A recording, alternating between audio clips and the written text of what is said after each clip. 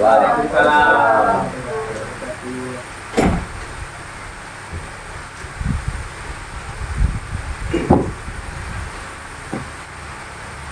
Assalamualaikum warahmatullahi wabarakatuh. Waalaikumsalam warahmatullahi wabarakatuh. Selamat pagi anak-anak sekalian. Pagi. Apa kabarnya pada pagi hari ini? Semuanya sangat bersemangat ya untuk pelajaran pada kali ini. Semangat. Jadi sebelum kita mulai pelajaran pada hari ini, alangkah baiknya kita berdoa. Silakan Agus untuk memimpin. Doa mulai.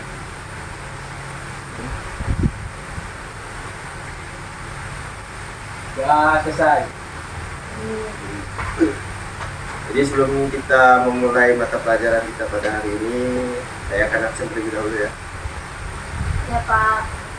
Karena guru saya ini kok hilang. Jatuh kali Pak. Tunggu ya, saya ambil dulu berangkat. Baik Pak. Oh, iya, Pak.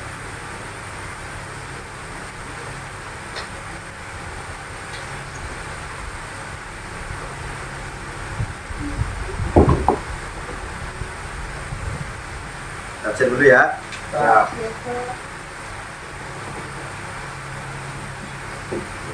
Agus. Oke Pak.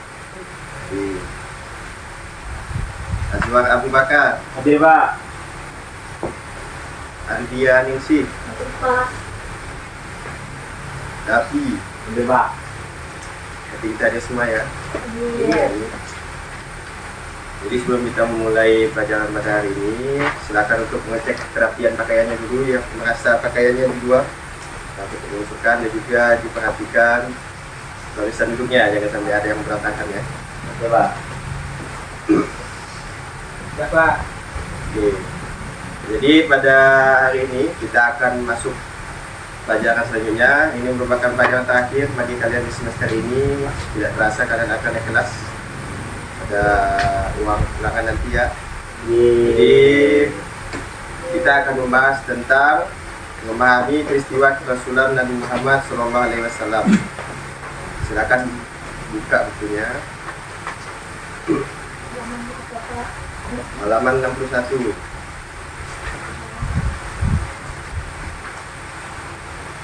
Perhatikan yang poin A di bawah. Nabi Muhammad SAW adalah keturunan Bani Hashim. Bani Hashim ini merupakan salah satu kaum yang ada di Jazirah Arab sana. Dia memiliki tugas membantu menyediakan air bagi orang yang datang ke Ka'bah untuk memuja berhala. Jadi selain sebagai pengembala domba, Rasulullah SAW pada saat itu dia juga merupakan menyediakan air bagi orang yang datang ke Ka'bah. Karena pada zaman itu sebelum Nabi Muhammad diangkat sebagai Nabi dan Rasul, pada saat itu Jazirah Arab, khususnya di tempat beliau tinggal, masih memuja yang namanya berhala pada saat itu. Walaupun demikian, dia tidak pernah mengikuti upacara pemujaan itu. Dia merasa risih terhadap kaumnya yang menyembah berhala. Jadi pada saat itu Nabi Muhammad berusia sekitar 40 tahun. Beliau itu tidak pernah melakukan yang namanya ibadah kepada berhala karena beliau itu risih. Dan juga beliau itu mikir juga pada saat itu, kenapa sih kita harus menyembah benda mati, disembah oleh orang lain. Karena itu Allah menjaga beliau sampai beliau itu dikasih wahyu sama Allah Subhanahu wa taala. Jadi pada usia 40 tahun dia sering bertafakur atau mengasihkan diri dan merundung dengan sungguh-sungguh, khususnya di Gua Hira pada zaman itu. Nabi Muhammad ini berpikir untuk bagaimana caranya agar kaumnya itu keluar dan tidak menyembah berhala itu lagi, sebagaimana yang beliau pikirkan pada masa itu. Tempat yang digunakan Nabi Muhammad bertafakur itu adalah Gua Hira. Awalnya Muhammad bertafakur, yaitu bertafakur hanya berapa jam saja, kemudian kembali lagi beraktivitas. Setelah itu lama-kelamaan dia menghabiskan waktu berhari-hari untuk bertafakur. Tafakur yang dilakukan Muhammad bertujuan untuk menjauhkan jiwa dan raganya dari urusan duniawi. Jadi Nabi Muhammad pada saat itu beliau itu bertafakur atau mengasingkan diri agar beliau itu tidak jatuh ke dalam hasrat-hasrat duniawi pada saat itu. Dengan bertafakur, Muhammad juga terhindar dari pergaulan dengan orang-orang yang berakhlak buruk. Karena pada zaman itu banyak sekali kebatilan yang ada di jazirah sana. Jadi kaum-kaum yang penuh akan kebodohan, maksiat di mana-mana pada zaman itu. Jadi Rasulullah pada saat itu sangat takut karena dia itu takut akan terkontaminasi dengan pergaulan seperti itu. Memang sejak usia remaja Muhammad tidak suka bergaul dengan orang-orang yang senang memabukkan, berfoya dan berjudi. Dengan demikian jiwa dan raga Muhammad benar-benar suci. Semenjak kecil Nabi Muhammad SAW menghindari perilaku masyarakat Arab jahiliyah.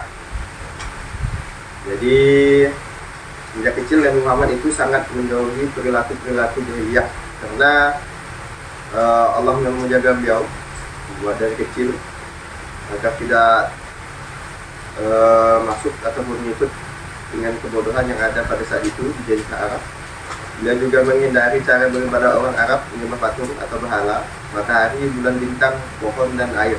Jadi pada saat itu mereka di jazirah Arab sana masih percaya akan menyembah patung, termasuk matahari, bulan, pohon, dan air. Itu mereka anggap sebagai Tuhan bagi mereka dalam beribadah. Maka tidak heran beliau menerima wahyu Muhammad lebih sering menyendiri dan merenung beribadah seperti yang dilakukan Nabi Ibrahim alaihissalam. Jadi pada saat itu, pada zaman Nabi Ibrahim itu kan, Nabi Ibrahim itu juga sering mengasingkan diri dan juga merenung kenapa kaumnya menjadi seperti itu. Karena patung yang sembahnya itu kan dia pikir tidak bermanfaat sama sekali ketika kita itu beribadah kepada sebuah patung yang kita anggap benda mati kan, yang diciptakan oleh manusia kemudian disembah juga oleh manusia. Begitu kira-kira pemikiran dari para nabi pada saat itu. Pada saat bertafakur, terkadang Nabi Muhammad SAW membawa bekal makanan dari rumah supaya dapat tinggal lebih lama. Jika bekal yang dibawanya habis, dia pulang ke rumah untuk mengambil bekal yang sudah disiapkan oleh istrinya Khadijah pada saat itu, istri beliau. Setelah itu ia kembali ke Gua Hira. Oke, kurang lebih seperti itu untuk kisah singkatnya. Kenapa Rasulullah SAW pada saat itu bertafakur? Karena beliau itu ingin menghindari perilaku jahiliyah dan juga hasad duniawi. Pada saat itu juga beliau ini ingin memikirkan jalan keluar yang baik bagi kaumnya pada saat itu. Kita lanjut. Ini merupakan peristiwa Nabi. Pada saat itu Nabi berusia 40 tahun. Beliau mengalami peristiwa yang luar biasa di Gua Hira, tepatnya pada tanggal 17 Ramadan atau tanggal 6 Agustus 611 Masehi. Muhammad melihat cahaya. Pada saat itu Nabi Muhammad melihat cahaya terang menerang di Gua Hira. Dikisahkan bahwa malaikat Jibril muncul dengan cahaya membutakan di hadapan Nabi Muhammad SAW. Kemanapun beliau memandang, Jibril adalah malaikat yang bertugas menyampaikan wahyu Allah SWT. Tadi itu Jibril muncul dalam wujud manusia. Jadi di Gua Hira itu, di suatu ketika Nabi Muhammad melihat sosok cahaya yang ketika sepanjang mata memandang itu, dilihatnya itu membutakan mata, jadi tidak nampak apa-apa selain cahaya tersebut di Gua Hira dalam bentuk manusia. Pada saat itu malaikat Jibril datang dan merangkul Nabi Muhammad SAW sedemikian kuat sehingga Nabi Muhammad SAW sulit bernapas dan memerintahkan, bacalah Muhammad. Muhammad menjawab, aku tidak bisa membaca. Begitu terus mengulang sampai 3 kali perintah itu. Sewaktu menerima jawabannya sama, membimbing Nabi SAW. Jadi malaikat Jibril ini membimbing Nabi untuk membaca wahyu pertama yang diterimanya, yaitu surah Al-Alaq. Tolong dibaca Ardia, surah Al-Alaq ini. Bismillahirrahmanirrahim. Iqra bismi rabbikal ladzi khalaq.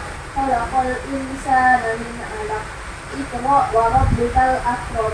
Allazi 'allama bil qalam. 'Allamal insana ma lam ya'lam. Shadaqallahul 'adzim. Terima kasih kepada dia, luar biasa ya, bagus bacaan. Jadi artinya bacalah dengan menyebut nama Tuhanmu yang telah menciptakan, Dia telah menciptakan manusia dari segumpal darah. Bacalah dan Tuhanmu lah yang maha mulia, yang mengajak manusia dengan pena, Dia mengajarkan manusia apa yang tidak diketahui.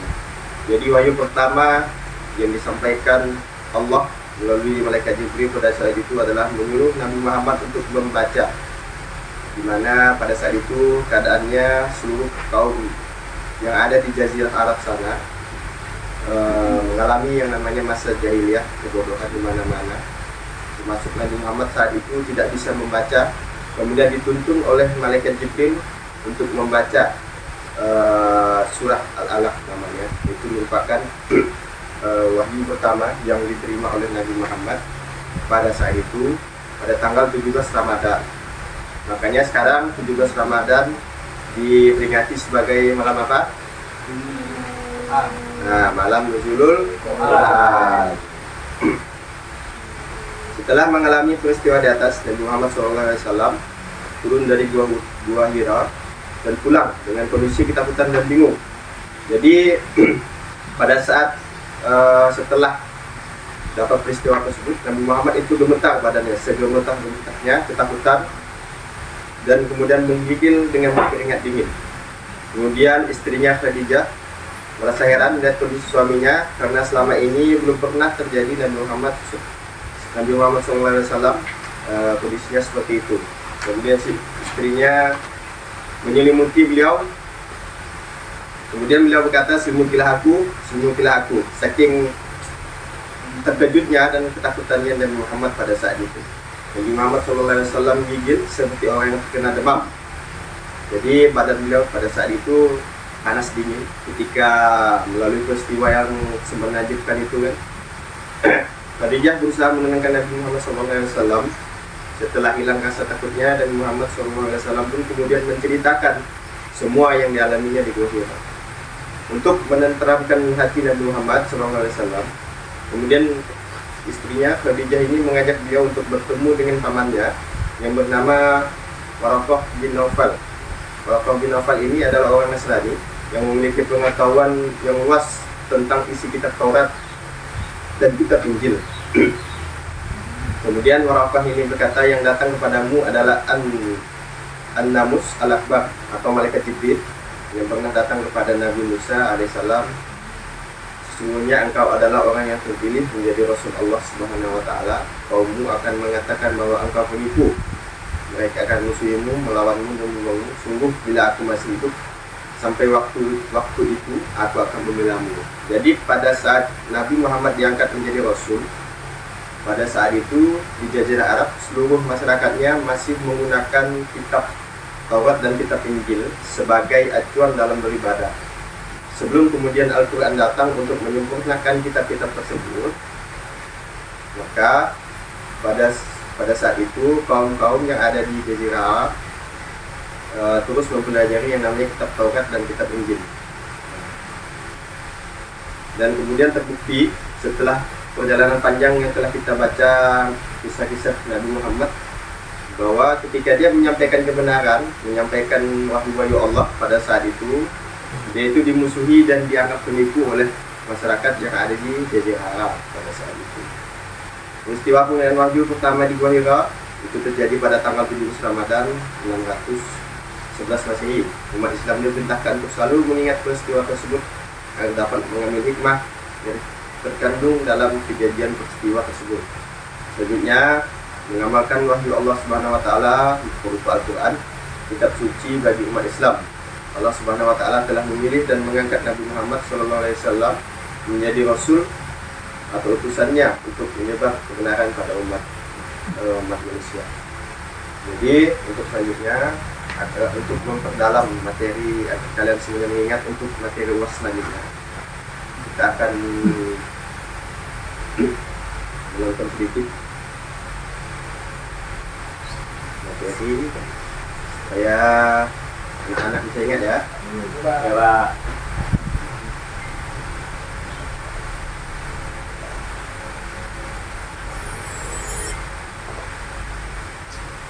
Karena infokus kita rusak, jadi kita pakai laptop saja ya.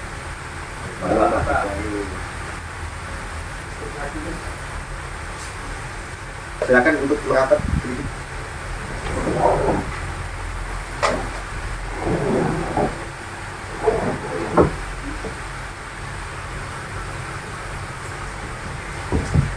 Nampak tak? Bapak.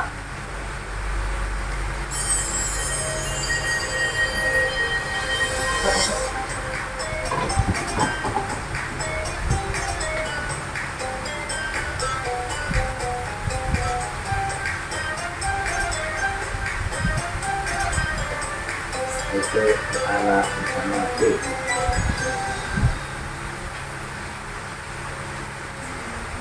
Assalamualaikum warahmatullahi wabarakatuh. Halo teman-teman semuanya. Bagaimana kabar hari ini? Semoga selalu dalam keadaan sehat ya. Karena di video pembelajaran hari ini kita akan belajar bersama tentang peristiwa permusuhan Nabi Muhammad Sallallahu Alaihi Wasallam. Tentunya bersama aku Kak Mega. Simak video ini sampai selesai ya. Apa itu peristiwa permusuhan? Peristiwa ini merupakan peristiwa di mana Nabi Muhammad menerima wahyu untuk yang pertama kali. Pada awalnya saat menjelang usia 40 tahun, Nabi Muhammad ini bertakabur atau maksudnya diri di Borneo. Borneo ini terletak di Jabal Nur atau Bukit Nur dan lokasinya tidak jauh dari kota Mekah. Hal tersebut dilakukan karena Nabi Muhammad merasa tidak nyaman dengan ketentuan dan juga kebiasaan dari penduduk Mekah, seperti berjudi, mabuk-mabukan, berperang, dan sebagainya. Setelah itu, apa yang akan terjadi setelahnya? Pada suatu malam, datanglah malaikat Jibril alaihissalam membawa wahyu pertama, dan malam itu bertepatan dengan malam Jumat tanggal 17 Ramadan, membawa wahyu pertama bagi Nabi Muhammad Sallallahu Alaihi Wasallam. Jibril kemudian berkata, "Iqra ya Muhammad," atau yang berarti, "Bacalah wahai Muhammad." Kemudian Nabi pun menjawab, "Aku tidak bisa membaca." Nah, kalian semua pasti ada yang sudah mengetahui kan kalau Nabi Muhammad SAW adalah seorang ummi atau yang artinya tidak bisa membaca dan menulis. Kemudian setelah 3 kali malaikat Jibril alaihissalam meminta Nabi Muhammad SAW membaca, kemudian malaikat Jibril alaihissalam melafalkan surah Al-Alaq ayat 1 sampai 5. Nah, apakah kalian semua sudah hafal dengan surah Al-Alaq? Mari kita baca bersama-sama ya. Bismillahirrahmanirrahim. Iqra bismi rabbikal ladzi khalaq. Khalaqal insana min 'alaq. Iqra wa rabbukal akram. Alladzi 'allama bil qalam. 'Allamal insana ma lam ya'lam. Nah, itu merupakan bacaan surah Al-Alaq ayat 1 sampai 5. Surah ini merupakan wahyu pertama atau ayat pertama yang diterima oleh Nabi Muhammad SAW dan menjadi tanda resmi bahwa Nabi Muhammad telah diangkat sebagai Nabi dan Rasul. Kemudian, apakah yang terjadi? Setelah menerima wahyu pertama, Nabi merasa takut dan gemetar. Kemudian, beliau pulang menemui istrinya Khadijah. Khadijah menenangkan Nabi dan mengajarkan mengajak beliau menemui seorang ahli kitab bernama Waraqah bin Nawfal. Lalu Nabi menceritakan semuanya kepada Waraqah. Setelah mendengar cerita Nabi, Waraqah kemudian berkata, "Demi Tuhan, yang datang kepadamu itu adalah malaikat Jibril alaihissalam yang pernah datang kepada Nabi Musa alaihissalam. Baik-baiklah jaga diri, tabahkan hatimu Muhammad, dan kelak engkau akan diangkat oleh Tuhan sebagai seorang Rasul. Jangan takut, tetapi bergembiralah karena wahyu itu." Kemudian tidak lama dari itu, wahyu yang kedua turun kepada Nabi Muhammad SAW, yaitu surah Al-Mudaththir ayat 1-7.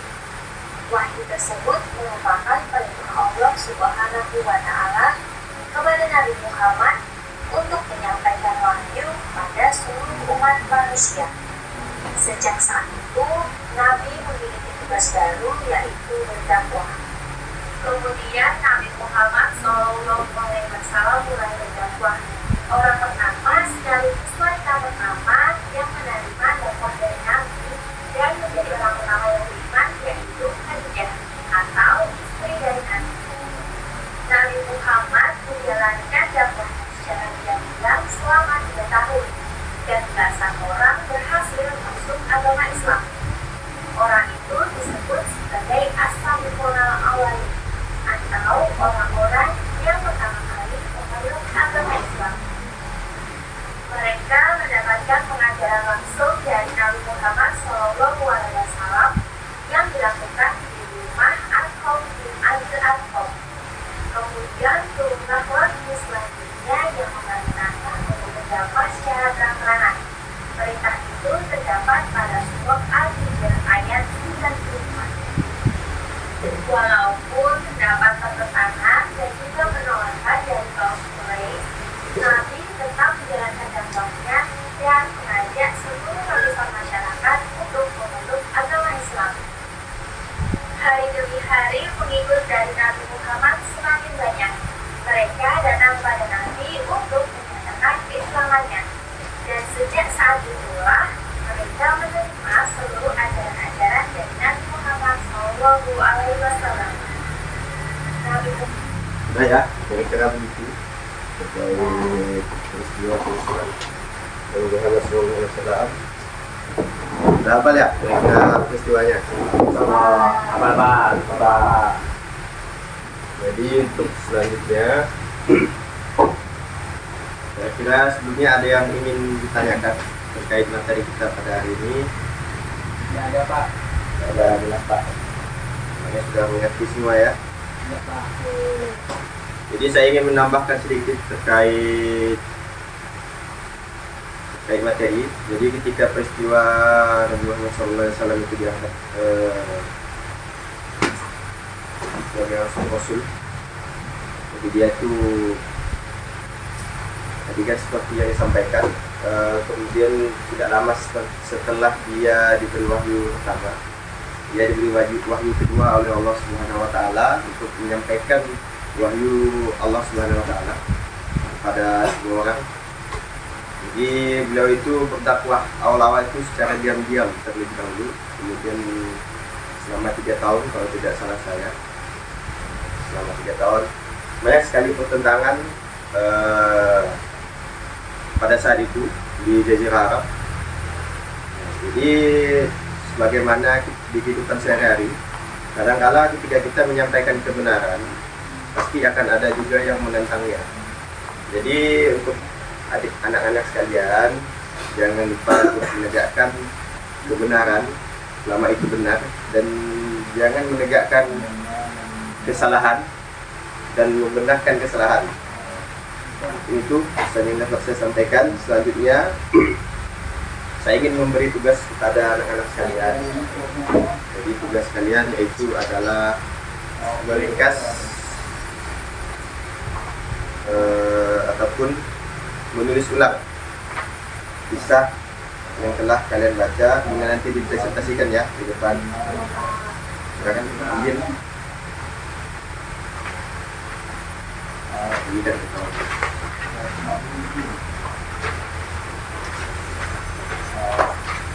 Jadi kalian saya kasih waktu 3 menit untuk meringkas seluruh rentetan peristiwa yang telah disampaikan tadi. Jadi untuk waktunya dimulai dari sekarang.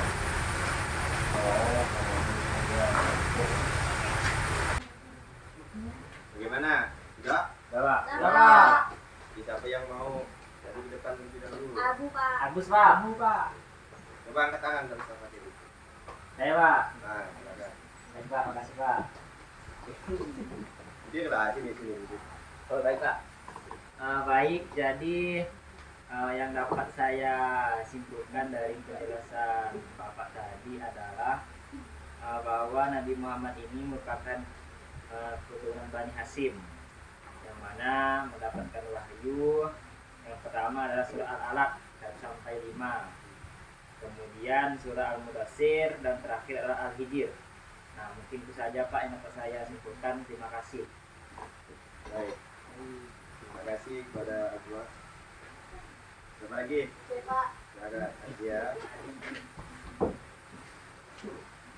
Jadi kesimpulan yang dapat saya ambil yaitu Nabi Muhammad bertafakur untuk memikirkan jalan keluar agar kaumnya tidak menyembah berhala. Nabi Muhammad bertafakur di Gua Hira. Kemudian tepatnya pada tanggal 17 Ramadan atau tanggal 6 Agustus 611 Masehi, Nabi Muhammad mendapatkan wahyu yang pertama, yaitu Quran surah Al-Alaq ayat 1 sampai 5. Ya Pak. Terima kasih. Siapa lagi selanjutnya? Agus Pak. Pak, Agus. saya Pak. Silakan di depan.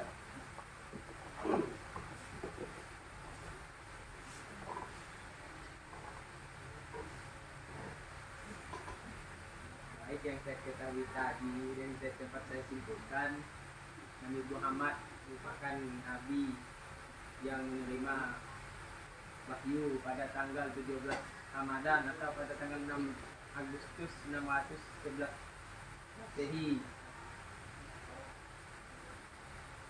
yang beliau Nabi Muhammad saat bertafakur di Gua Hira dan bertemu dengan malaikat Jibril, dan wahyu pertama yang beliau dapat dari malaikat Jibril adalah surah Al-Alaq ayat 1 sampai 5.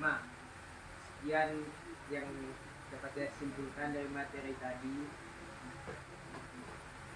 Terima kasih ya, Gus. Juga Selanjutnya yang terakhir Bafi, silakan di depan. Maju aja ke depan. malu-malu ya Pak. Tidak usah malu.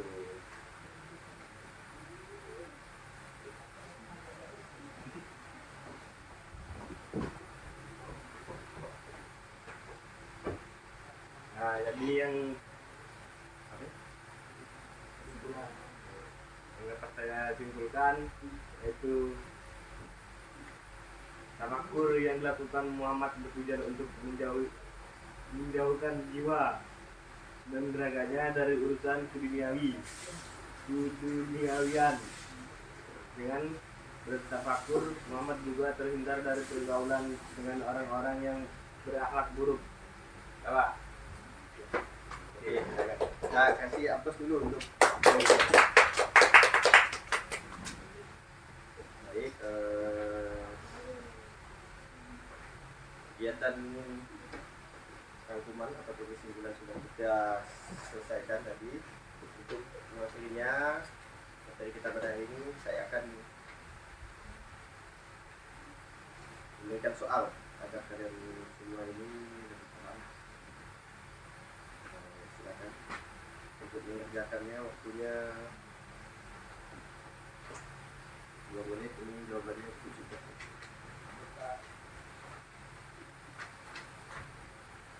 Jangan lupa tulis nama kelas ya. Jawabnya nanti buka kalau lagi. Silakan buka buku halaman.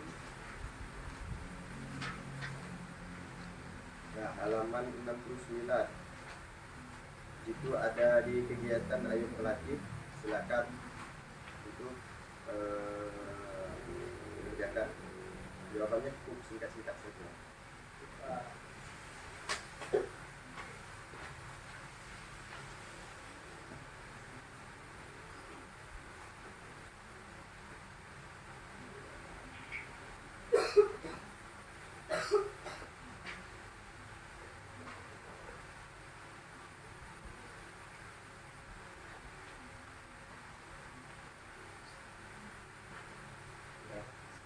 Nggak ada yang nyontek ya. Pak.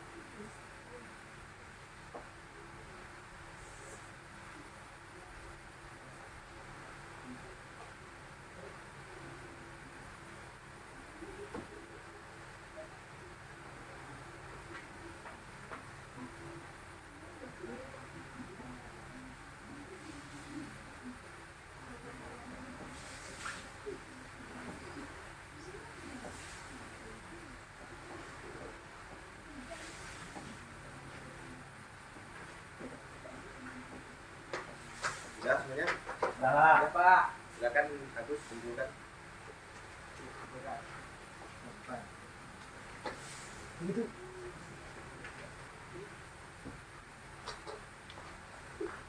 Pak. Siap. Pak.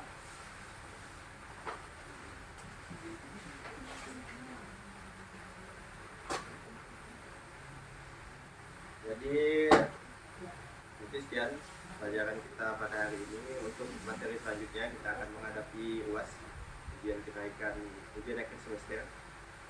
Akan akhir semester ya. Jadi untuk anak-anak sekalian semangat mengerjakan UAS untuk mata pelajaran SKI ini. Soalnya insya Allah akan mudah-mudah selama kalian membaca apa yang sudah disampaikan oleh Bapak pada pertemuan selanjutnya. Sebelum kita mengakhiri pertemuan pada hari ini, marilah sama-sama kita membaca doa kifaratul majelis.